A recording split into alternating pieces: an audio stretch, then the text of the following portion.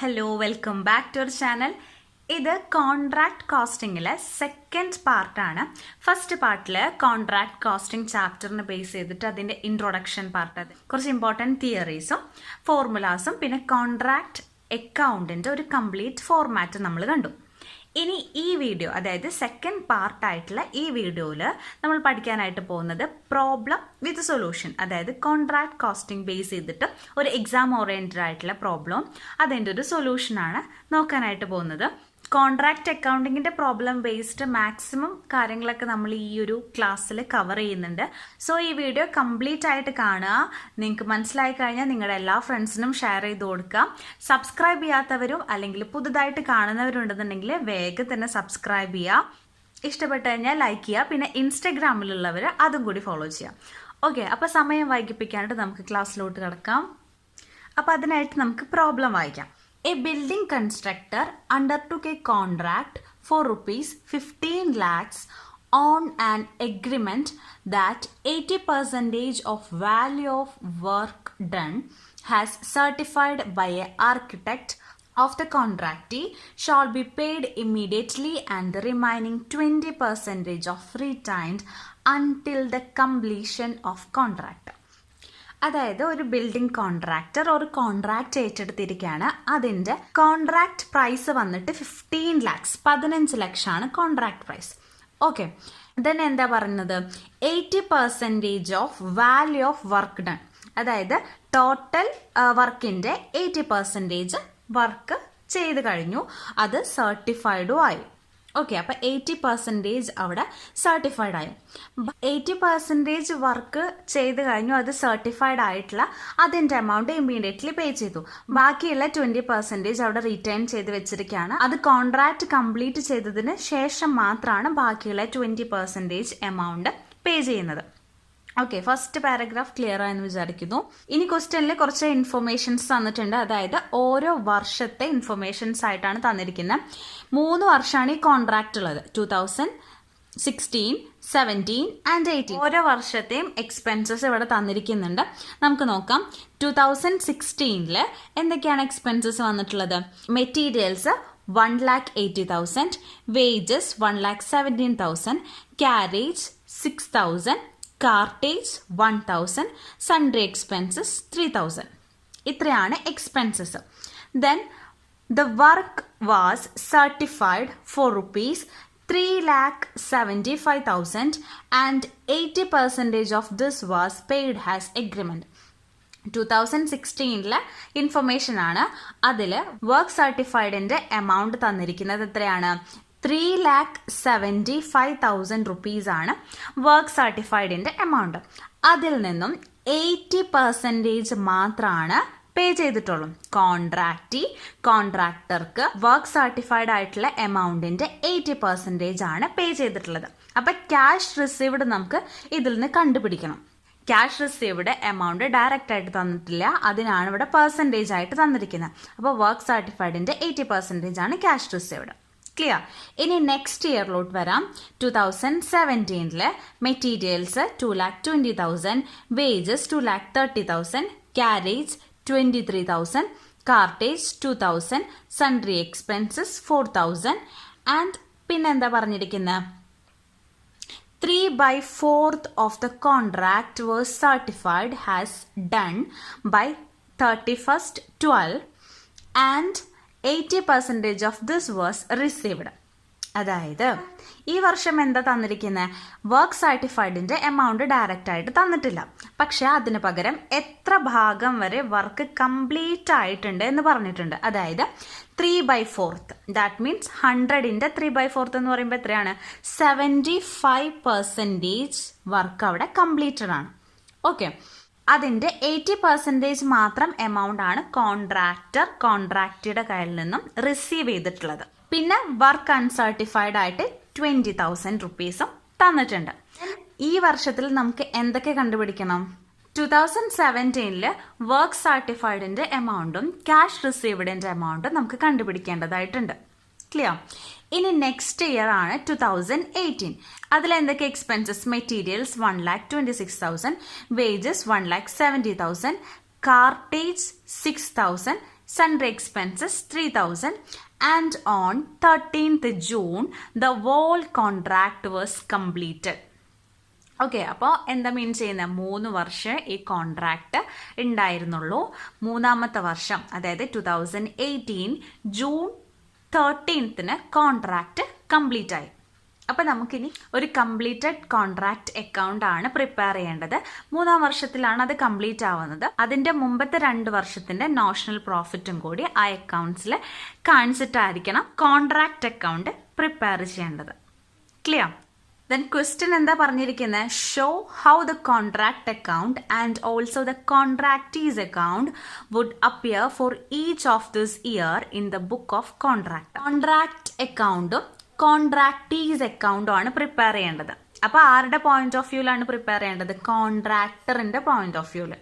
Okay, assuming that balance due to them was received on completion of work. 2018 June 13th നമ്മുടെ contract complete ആയി.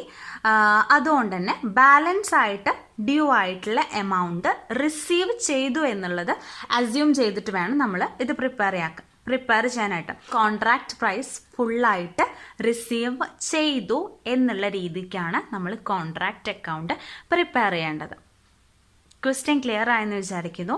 ഇനി answer ചെയ്യുമ്പോൾ നമുക്ക് കുറച്ചും കൂടി ക്ലിയർ ആയിട്ട് മനസ്സിലാവും. അപ്പോൾ സൊല്യൂഷനിലേക്ക് കിടക്കാം. അതിനായിട്ട് കോൺട്രാക്ട് അക്കൗണ്ട് പ്രിപ്പയർ ചെയ്യുന്നതിന് മുമ്പ് കുറച്ച് കാര്യങ്ങൾ നമുക്ക് കണ്ടുപിടിക്കാനുണ്ട്. അതായത് ഫസ്റ്റ് ഇയറിൽ നമുക്ക് ക്യാഷ് റിസീവ്ഡ് തന്നിട്ടില്ല, അപ്പം നമ്മൾ അത് കണ്ടുപിടിക്കാൻ എടുക്കുക.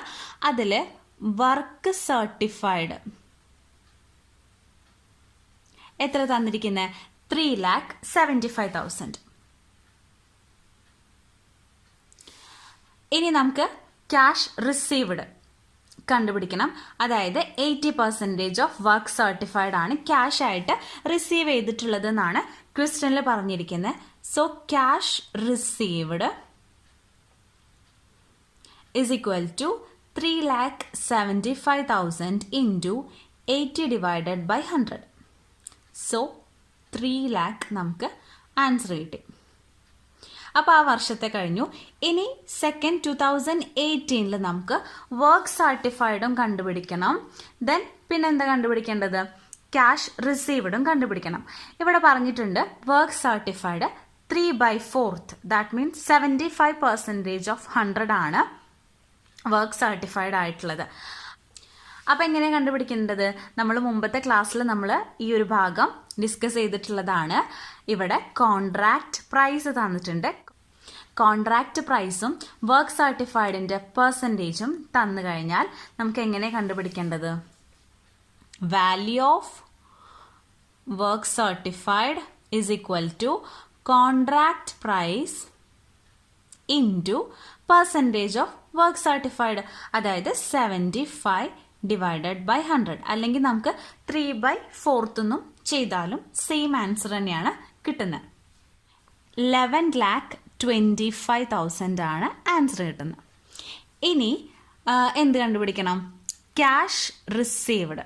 ക്യാഷ് റിസീവ്ഡും 80% ഓഫ് വർക്ക് സർട്ടിഫൈഡ് ആണ് ക്യാഷ് ആയിട്ട് റിസീവ് ചെയ്തിട്ടുള്ളത്. സോ 11,25,000ന്റെ 80% കാണാം. അപ്പോൾ എത്ര കിട്ടും? 9 lakh.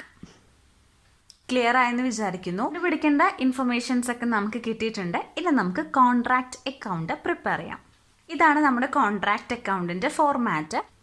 ആദ്യം ഹെഡിങ് കൊടുക്കുക, contract account, then date, particulars, amount, then date, particulars, amount, debit side and credit side.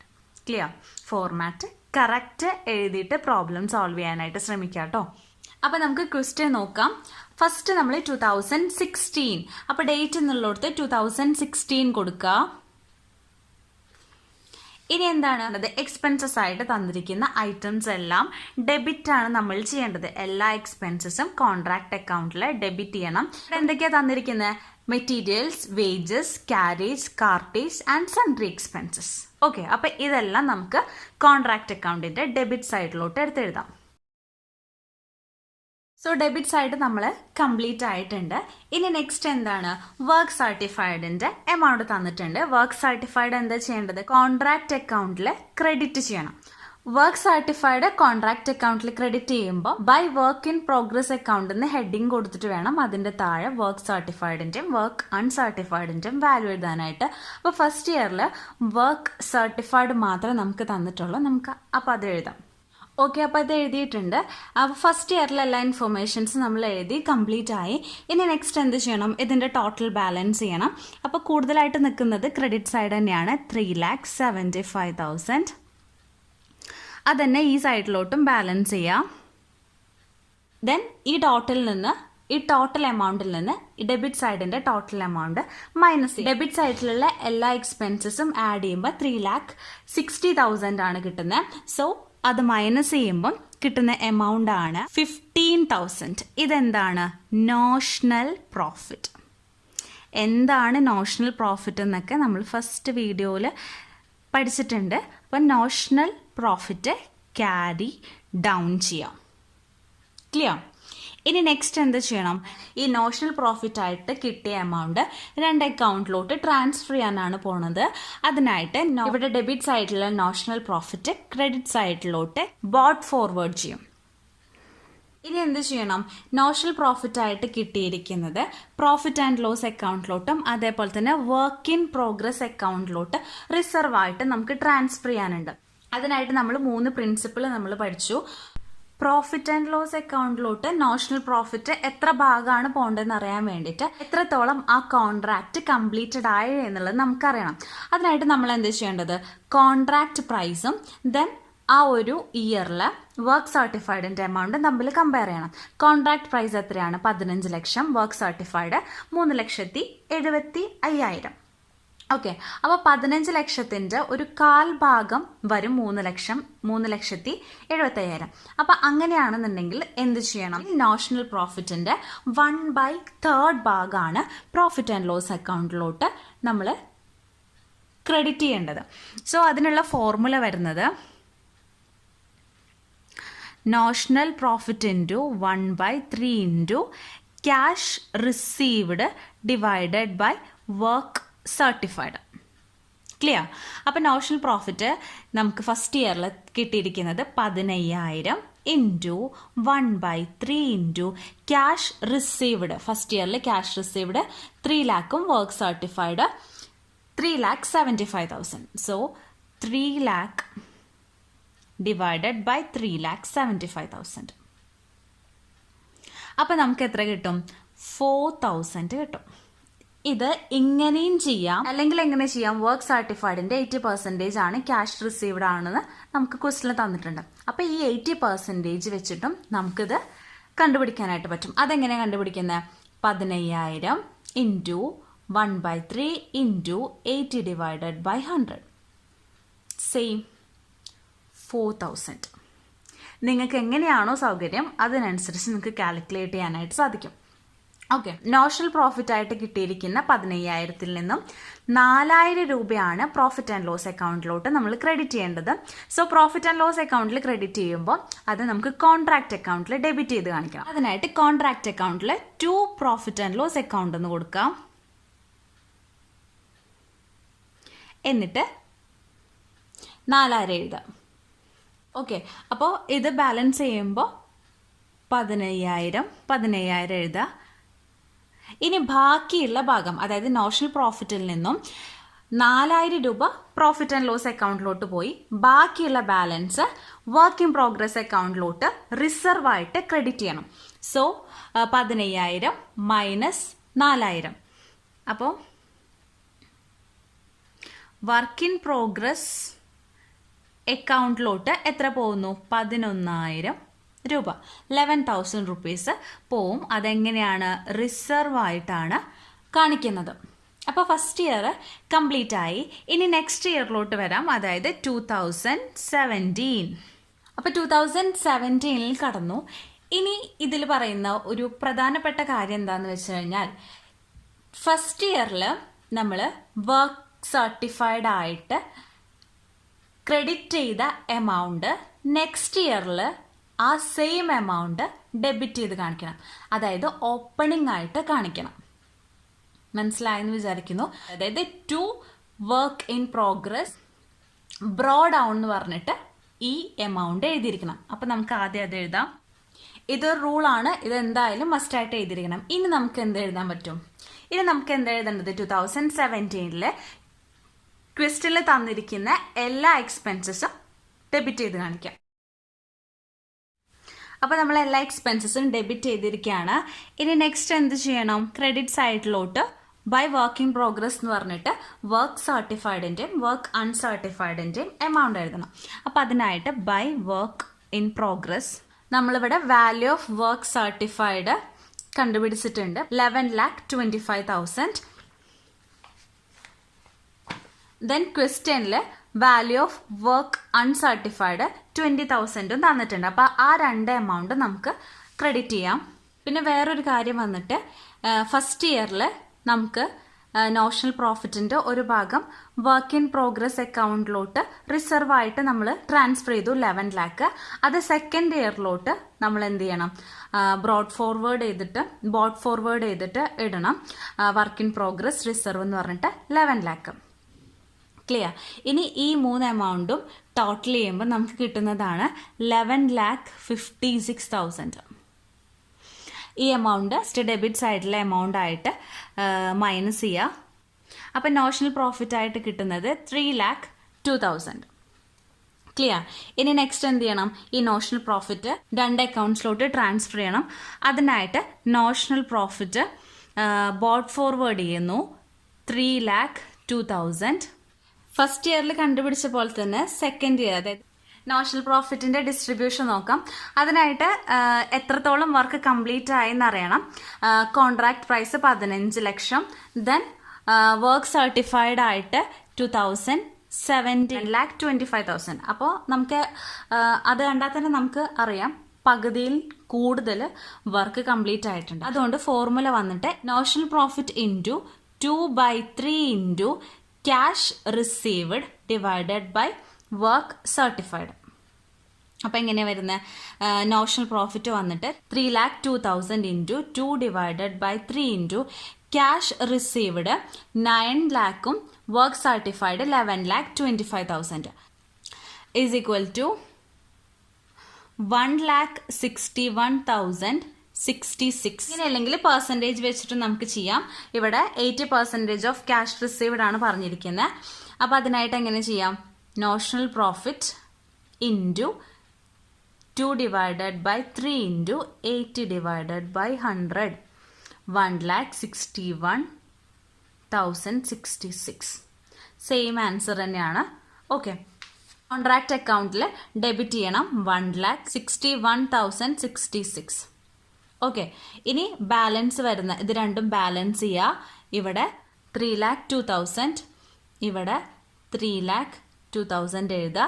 എന്നിട്ട് ഈ 3,02,000 അതായത് നോഷണൽ പ്രോഫിറ്റിൽ നിന്ന് നോഷണൽ പ്രോഫിറ്റിന്റെ ഒരു ഭാഗം പിയാനലിലോട്ട് ഡിസ്ട്രിബ്യൂട്ട് ചെയ്തിട്ട് ബാലൻസ് വരുന്നത് വർക്ക് ഇൻ പ്രോഗ്രസ്സിലോട്ട് റിസർവ് ആയിട്ട് എഴുതണം. 1,40,934. ക്ലിയർ? അതായത് നോഷണൽ പ്രോഫിറ്റിന്റെ ഒരു ഭാഗം പിയാനലിലോട്ട് ട്രാൻസ്ഫർ ചെയ്തിട്ട് ബാക്കി വരുന്നത് റിസർവ് ആയിട്ട് വർക്ക് ഇൻ പ്രോഗ്രസ് അക്കൗണ്ടിലോട്ട് ക്രെഡിറ്റ് ചെയ്യാം. ഇനി നെക്സ്റ്റ് ഇയർ ആണ് 2018. 2018 സ്റ്റാർട്ട് ചെയ്യുന്നതിന് മുമ്പ് നമ്മൾ എന്ത് ചെയ്യണം? ഓപ്പണിംഗ് ബാലൻസ് ആയിട്ട് കഴിഞ്ഞ വർഷത്തെ വർക്ക് ഇൻ പ്രോഗ്രസ് അത് ബോട്ട് ഫോർവേഡ് ചെയ്യണം.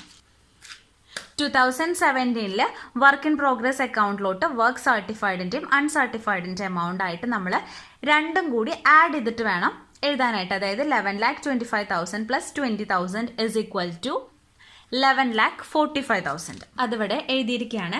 ഇനി നെക്സ്റ്റ് എന്ത് ചെയ്യണം?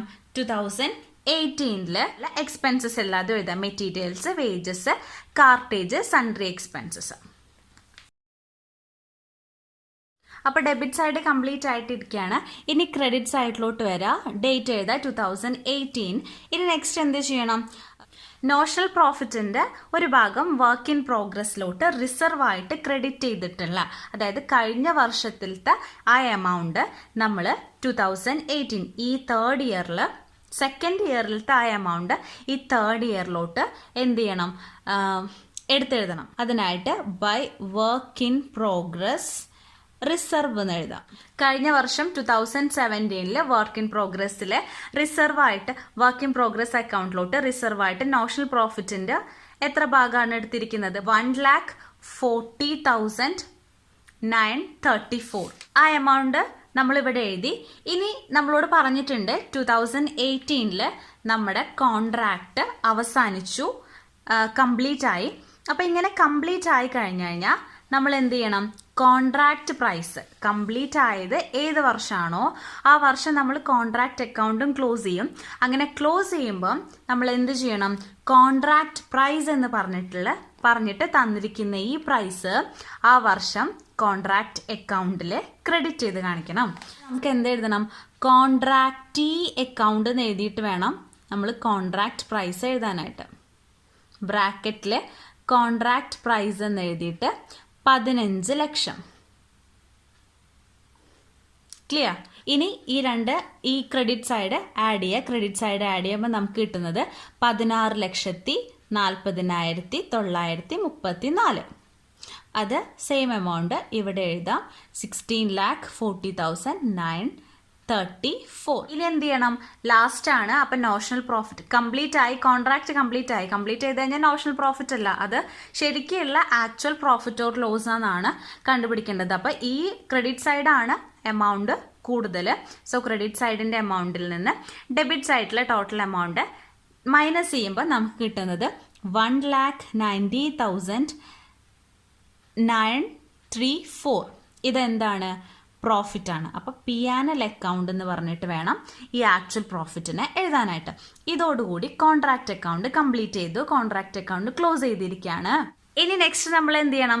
കോൺട്രാക്റ്റീ അക്കൗണ്ട് ക്രിയേറ്റ് ചെയ്യണം. കോൺട്രാക്റ്റീ അക്കൗണ്ടിൽ സെയിം ഫോർമാറ്റ് തന്നെയാണ്. അപ്പോൾ നമ്മൾ ഓരോ വർഷം കോൺട്രാക്ടർക്ക് കോൺട്രാക്റ്റ് കൊടുത്തിട്ടുള്ള എമൗണ്ട് ആണ് കോൺട്രാക്ടർ ഈ ഒരു അക്കൗണ്ടിൽ സൂക്ഷിക്കുന്നത്.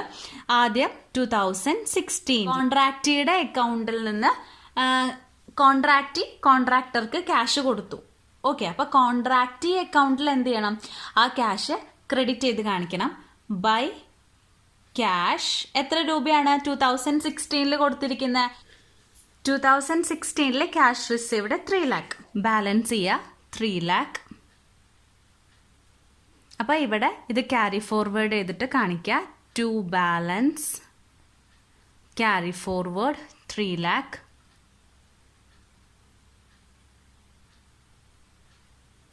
ഓക്കെ, ഈ വർഷം കഴിഞ്ഞു. ഇനി നെക്സ്റ്റ് ഇയർ 2017 ഈ 3 lakh ബോട്ട് ഫോർവേഡ് ചെയ്തിട്ട് എഴുതാം. By balance brought forward 3 lakh. Then by cash ആയിട്ട് എത്രയാണ് 2017 കൊടുത്തിരിക്കുന്നത്? നമ്മളിവിടെ കണ്ടുപിടിച്ചു 9 lakh ആണ് കൊടുത്തിരിക്കുന്നതെന്ന്. So 2017 total 9 lakh. അപ്പോൾ എത്രയായിരിക്കും കൊടുത്തിട്ടുണ്ടായിരിക്കുക? 6 lakh ക്യാഷ് ആയിട്ട് എഴുതുക.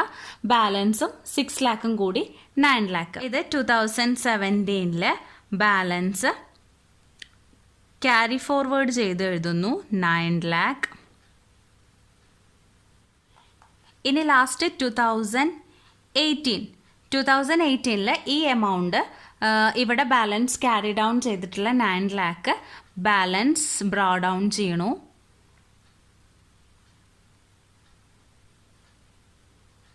ദെൻ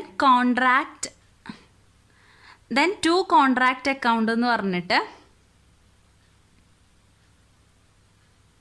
ലാസ്റ്റ് ഈ വർഷം കോൺട്രാക്ട് കംപ്ലീറ്റ് ചെയ്തു. അപ്പോൾ ഇവിടെ 15 ലക്ഷം കോൺട്രാക്ട് പ്രൈസ് എഴുതുന്നു. സോ കോൺട്രാക്ട് പ്രൈസ് ഇവിടെ ടോട്ടൽ ചെയ്യുന്നു.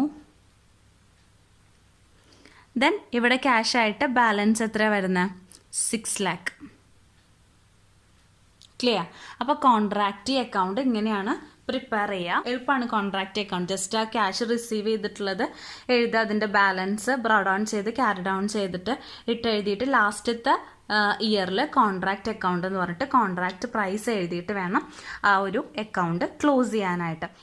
ഈ ഒരു പ്രോബ്ലം ഇവിടെ കംപ്ലീറ്റ് ആയി, മനസ്സിലായെന്ന് വിചാരിക്കുന്നു. അപ്പോൾ വളരെ എളുപ്പമാണ്, മനസ്സിലാക്കി കഴിഞ്ഞു കഴിഞ്ഞാൽ വളരെ ഈസി ആയിട്ട് നമുക്ക് ചെയ്യാനായിട്ട് പറ്റും പ്രോബ്ലം. അപ്പോൾ ഇതുപോലത്തെ പ്രോബ്ലംസ് ടെക്സ്റ്റിലുണ്ട്. അതൊക്കെ നിങ്ങൾ പ്രാക്ടീസ് ചെയ്ത് നോക്കുക. എന്നാലാണ് കൂടുതലായിട്ട് മനസ്സിലാക്കാനും പ്രോബ്ലംസ് ഈസി ആയിട്ട് ചെയ്യാനായിട്ട് സാധിക്കുള്ളൂ. അപ്പോൾ ഇന്നത്തെ ക്ലാസ് നമ്മളിവിടെ വൈൻഡപ്പ് ചെയ്യാണ്. എന്തായാലും ചാനൽ സബ്സ്ക്രൈബ് ചെയ്യുക, വീഡിയോസ് ഷെയർ ചെയ്യുക, ലൈക്ക് ചെയ്യുക. എന്തെങ്കിലും ഡൗട്ട്സോ എന്തെങ്കിലും സജഷൻസോ ഒപ്പീനിയൻസ് എന്തെങ്കിലും ഉണ്ടെന്നുണ്ടെങ്കിൽ കമൻറ്റ് ചെയ്യാനും മറക്കില്ല. ഇൻസ്റ്റഗ്രാം അക്കൗണ്ട് ഫോളോ ചെയ്യുക. അപ്പോൾ ഓക്കെ, നെക്സ്റ്റ് വീഡിയോ ആയിട്ട് കാണാം. താങ്ക്